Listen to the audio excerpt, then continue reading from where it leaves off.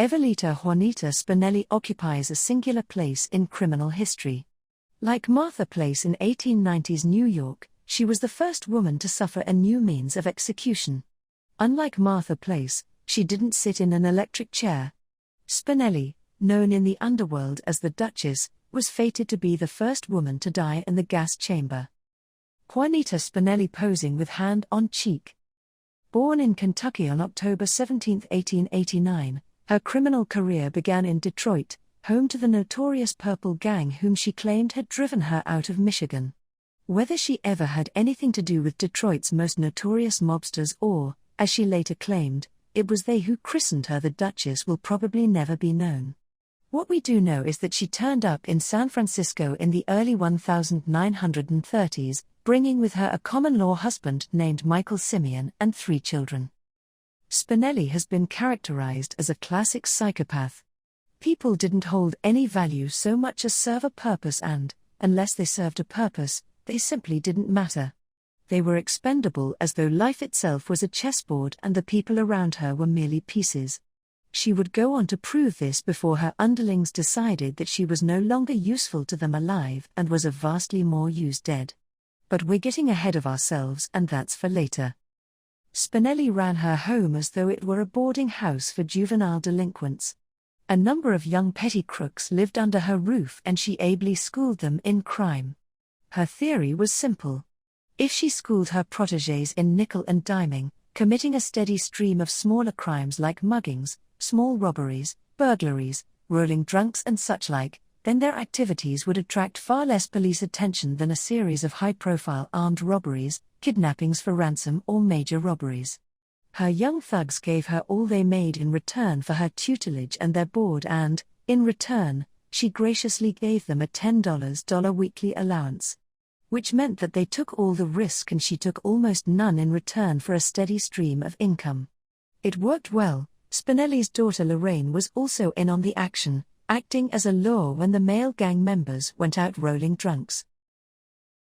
But nothing lasts forever and there's no such thing as the perfect crime. The prisons are crammed with people who previously thought there was. It went well enough until 2 of her protégés, Robert Sherald and Albert Ives, decided to rob storekeeper Leland Cash on the night of April 8, 1940. Ives panicked and both delinquents fled, leaving Cash with both his takings and a bullet in his chest. He died and the 2 tearaways had broken their mentor's cardinal rule, only commit relatively minor crimes to avoid too much attention from law enforcement. Murder in 1940s California was certainly not a minor matter as California's death penalty was entering its glory days with more executions in the 1940s and 1950s than at any other time in Californian history. Spinelli would discover this to her cost. It was Robert Sherald who was the problem. He was terrified of being caught and endlessly worried to both his fellow gang members and Spinelli about the consequences of being caught. While Sherald was worrying about the consequences from law enforcement, Spinelli was far more concerned about the consequences to all of them if Sherald was arrested and copped a lee to avoid San Quentin's gas chamber.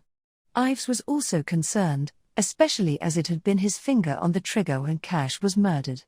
He pushed for Sherald to be eliminated and Spinelli agreed. According to Ives, she was very clear about what needed to be done. Bobby is going to die, and he is going to die right now. He was, only he didn't know it yet. As he continued worrying, Spinelli prepared him a relaxing glass of whiskey. It was a very relaxing whiskey, containing as it did a large dose of chloral hydrate. It wasn't until the drug was taking effect, an effect vastly enhanced by being in a glass of whiskey, that Sherald finally realized that he was doomed. He promptly passed out and, at Spinelli's direction, the other gang members set upon him and brutally beat him once he was unconscious. Whether it was the Mickey Finn or the mauling by his fellow crooks that killed him will forever remain unclear. It didn't matter. Robert S. Herald was already quite dead. Now came the problem of disposal. At Spinelli's direction, the gang stripped Sherald naked and redressed him in a pair of swimming trunks. His body was then placed in the trunk of a car and driven to a bridge where he was dumped into an ice-cold river, the idea being that, by the time his body was found, He would be too badly decomposed for anybody to tell that he'd died from anything other than accidental drowning while swimming. The fact that people don't usually go swimming in the dead of winter didn't occur to the gang. Nor did it occur to them that he might be found far earlier than expected, which he was. Cheryl's body had caught on the bridge pilings when he was dumped and so was found the next day in perfect condition. Well, not counting the vicious beating and the huge dose of chloral hydrate, both of which was spotted during the autopsy which, strangely for somebody who had supposedly drowned, also noticed that Cheryl's lungs contained not a drop of water. Seeing as that indicated he was already dead and hadn't been breathing when he was put in the river, detectives soon wanted to identify any likely suspects and, with his known links to Spinelli, who had a record a mile long, the call went out to apprehend the gang. Spinelli and her crew had fled soon after hearing that Cheryl's body had been found, but they didn't get far. Spinelli's ordering the murder of one of their own had raised a disturbing question in the minds of her young apprentices. Would anyone else have to go and, if so, who? Ives had no illusions about somebody else needing to be silenced, nor did he doubt who that somebody might be. Especially not after overhearing the rest of the gang in conversation at a truck stop, a conversation in which his name and a cliff with a 700-foot drop were mentioned. Ives fled, panic-stricken. He fled straight into the arms of the local police and, at Truckee, Nevada, the car was stopped. Inside the car were found the murder weapon that had killed Leland Cash and a broad selection of stolen valuables. Of course, the most valuable of Spinelli's possessions now in the hands of detectives was Ives, who was telling them everything. It was only a matter of time before the Duchess found that the rest of her royal court were only too willing to do the same. At her trial her protégés couldn't wait to spill the beans. One after another they named her as the ringleader both of her gang and of Robert Cheryl's murder. With that in mind the jury had no doubts as to her guilt and the judge had no doubt as to her sentence. Evelita Juanita Spinelli was convicted, condemned and transferred to the Tehachapi Women's Prison. She would fight for her life in the courts but, the day before her scheduled execution, State Governor Olson refused a final reprieve.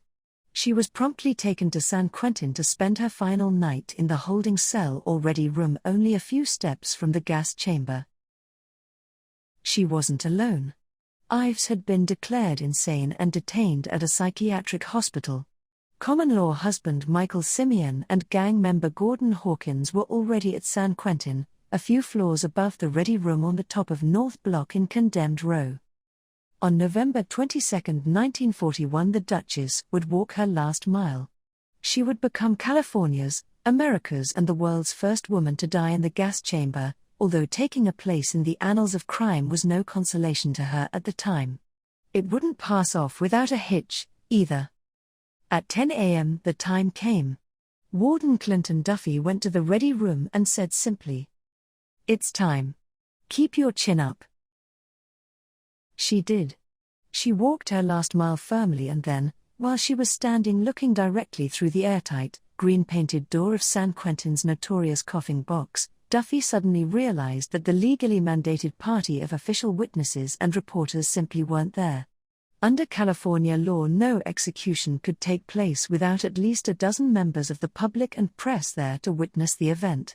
And they simply weren't where they should have been. Spinelli, to give her credit, took this unscheduled and very temporary stay of execution with fortitude and courage. It took almost a quarter of an hour before the witnesses were fully assembled. Then Spinelli took her final few steps through the chamber door and sat down. Guards swiftly moved in to secure the restraining straps and connect the specially designed stethoscope that led outside the sealed chamber. It would be worn by the prison doctor who would listen for her heart to top, signifying her death. All was finally ready. Spinelli was seated, strapped and stethoscope. With San Quentin's traditional goodbye, a guard gave her a pat on the shoulder, saying, "When you hear the pellets drop, count 10, breathe deep and don't fight the gas." She did. She died as quickly and with as little suffering as the merciless steel tomb allowed. A week later on November 28, 1941 Gordon Hawkins and Michael Simeon would did side by side in the two-seater coffin box. Her epitaph, a distinctly unflattering though probably fair one, was provided by San Quentin's legendary warden Clinton Duffy. A long-time opponent of the death penalty, he described her bluntly and without sentiment. She was the coldest, hardest character, male or female, that I had ever known and was utterly lacking in feminine appeal. The Duchess was a hag, as evil as a witch. Horrible to look at, impossible to like, but she was still a woman and I dreaded the thought of ordering her execution.